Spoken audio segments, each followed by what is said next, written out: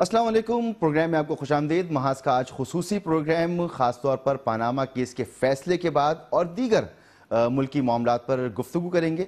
हमारे साथ मौजूद हैं अमीर जमात इस्लामी जनाब सिराजुल हक साहब। सिराजुल हक साहब, बहुत शुक्रिया आपका कि आपने हमें वक्त दिया। फैसला सामने आ गया, मुख्तलिफ बयानात भी आपके सुने। पुराने आपके बयानात पर अगर नज़र डालें तो आप हमेशा कमीशन बनाने की बात करते रहें, कहते रहें FIA नैब वगैरह किन मसाइल का हल है। तो ये जो फैसला आया ये तो खासा आपकी तवक्कुआत के मुताबिक अगर ना सही तो इत्मीनान बख्श तो ज़रूर होगा। बिस्मिल्लाहिर्रहमानिर्रहीम। ये जो पनामा स्कैंडल है ये एक अलामत है बीमारी का, और बीमारी तो इतनी फैल गई है कि हर इदारे में मौजूद है, ईवानों में मौजूद है, कालीन के अंदर भी, नीचे भी एक पनामा, और पानी की टैंकी में भी एक पनामा, फ्रिज में भी एक पनामा, और जब आम सेक्रेटरियों के घरों में भी आपको करोड़ रुपए मिलते हैं पानी की टैंकी में, कालीन के नीचे, तो आप अंदाज़ा कर ले कि बीमारी कितनी आम हो गई। और चलते चलते जो पनामा है ये उसकी अलामत है। मैंने आज जब उनका ये फैसला पढ़ा, मुतालिया किया फाइल का, तो किसी भी जज का एक लकीर भी ऐसा नहीं है कि जिसमें उसने लिखा हो या कहा हो कि जनाब वज़ीर आज़म साहब का मौक़िफ़ दुरुस्त है, या उनके डॉक्यूमेंट्स ठीक है, या उनके स्टेटमेंट सही है, और उसने उनको क्लीन चिट नहीं दिया, न किसी स्टेटमेंट को उन्होंने सही समझा।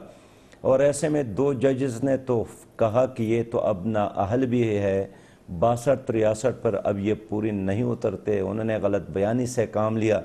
जबकि बाकी जजेस ने ये फैसला दिया है कि थोड़ा सा और तहकीक होना चाहिए और हक़ाइक़ तक पहुँचने की एक और मज़ीद कोशिश होनी चाहिए।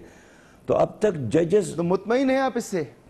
मैं समझता हूँ कि ये कामयाबी 100% ना भी है, लेकिन एक पेशकदमी है, एक पेशरफ्त है, और अवाम में बेदारी का एक ज़रिया है। और ज़ाहिर बात है कि चित्राल से लेकर कराची तक सारे लोग इसके मुंतज़िर थे, और ये कामयाबी है। तो आपने मायूसी का इजहार क्यों किया था फिर फैसला सुनने के बाद, फौरी तौर पर जो आपका रिएक्शन था? मैं समझता हूँ कि फौरी तौर पर मेरा रिएक्शन यही है कि इनकलाब की चाबी और एहतसाब की चाबी ये अवाम के हाथ में है।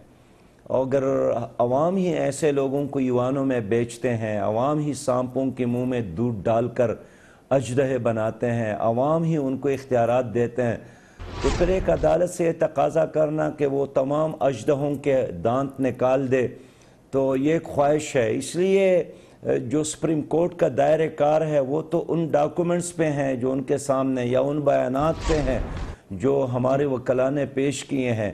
इसलिए करप्शन के ख़ात्मे के लिए और हकीकी एहतसाब के लिए अवाम को जदोजहद करनी है और अपने वोट की ताकत से मुहासिबा करना होगा लोगों का। तो फिर अदालत में क्यों गए थे सर? अदालत इसलिए हम थे कि अदालत से हम इंसाफ चाहते हैं, और अदालत ने आज जो फैसला दिया है ये ठीक है कि उन्होंने मज़ीद तहकीक का भी एक मेकनिज़म दिया है, लेकिन अगर 5 में से 2 जजेस ने हमारे मौक़िफ़ को तस्लीम किया है कि हाँ अब ये नाअहल हो गया है।